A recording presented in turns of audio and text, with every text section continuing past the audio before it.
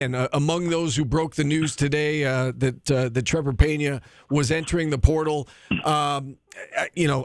surprised, Mike? I mean, Paulie and I both surprised by the news. I think everybody is. I would assume you're surprised as well. Yeah, I mean, you try not to be surprised in the transfer portal era that anyone enters the portal at any point, but this one was about as surprising as it gets.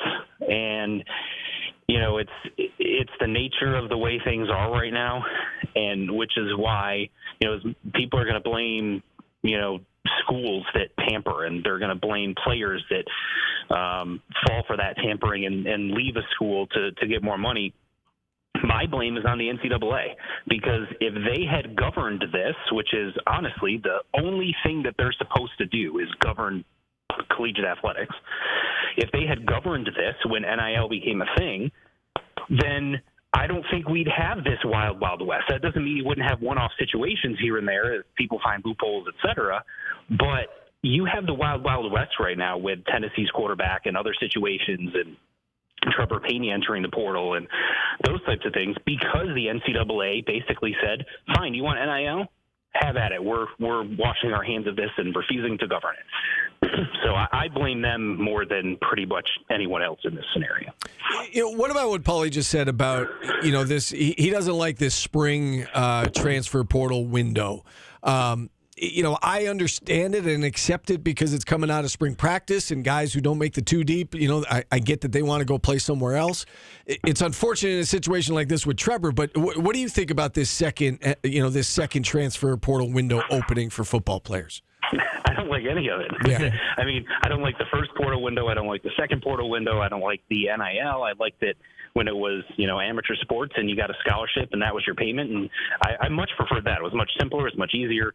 Fans, from a fan perspective, you could watch players develop and follow them throughout their entire career. And that really doesn't happen anymore. So it's unfortunate.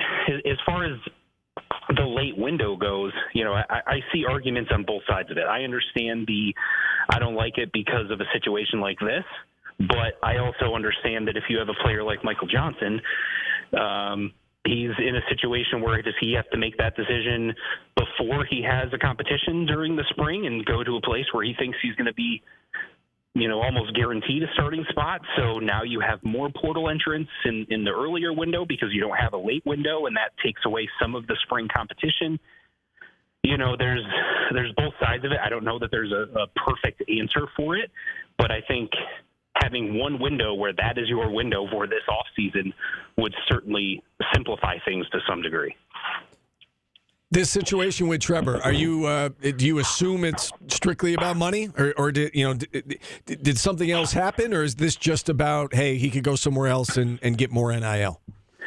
Yeah, I don't know for sure, but my assumption when someone enters the portal is it's usually one of three situations. One, they're unhappy with their role or playing time. Two, they think they can get more money somewhere else, or were told by someone that they could get more money somewhere else. Or three, they have some sort of issue with the coaching staff, the university, the program, the athletics department, whatever it is. That can be a personal conflict, something else, whatever it is. They're just unhappy. In this situation, I don't believe it was a role playing time issue because he was in line to start and be one of the top wide receivers.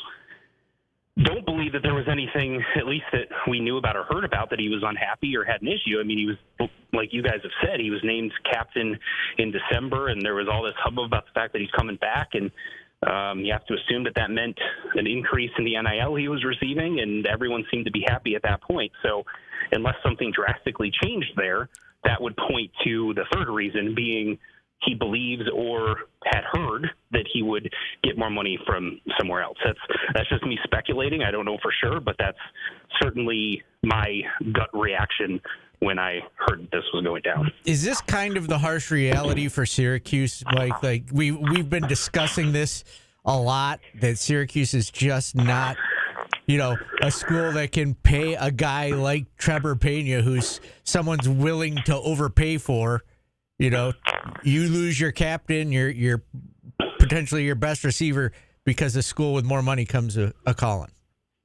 Yeah, I don't know that Syracuse is ever going to be in a situation where they can afford to overpay for players to either keep them or poach them from other places. That's reality. Now, can they be a school that pays players pretty well competitively and can get their fair share of players that way? I think they can.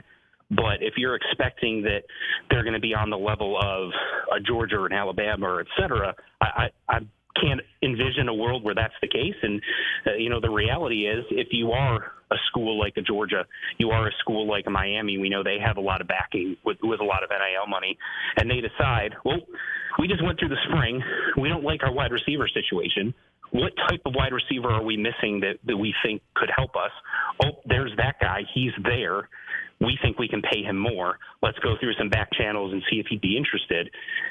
That type of poaching is going to happen as long as you have inequities with NIL and how much certain donors are backing their given universities. That's just the reality of the situation. And Paulie said the reality of the situation for Syracuse. I think the reality of the situation for Syracuse is the reality of the situation for 95% of programs, right? Because someone is always going to be willing to pay more. If you're, up to a point where it becomes the select few of Georgia and Alabama and Texas, whoever's in that top tier. Somebody's always going to be willing to pay more, no matter where you are on the pecking order. Last question from you, from me, Mike, is in regards to, I guess, like where this team goes from here. So they've obviously got some NIL that they can give to his replacement should they find one in the portal. They've obviously got receivers on the roster right now. Of the guys we know, of the guys who are on this roster right now, who do you think steps up and helps fill the void? I think we might have gotten a hint of that during the spring game, which is Darius Johnson. He kind of reminded me a little bit in terms of the way that he moved and his quickness and some of those things I could see him growing into a Trevor Pena. It was kind of one of my takeaways from the spring game. And he might have to be that right away. It means Syracuse gets younger, but I thought he played extremely well during the spring game. Another guy I'll throw out there is, does this mean that Demetrius Samuels gets more snaps on the offensive side? But the good news is, from a Syracuse perspective, is you've got guys like Justice Ross Simmons coming back. You've got, Gill and some others. And then they've recruited pretty well at that position. We know they've grabbed a couple of guys out of the transfer portal, a kid from South Carolina who's supposed to be a speedster. But they've also recruited the last couple of years.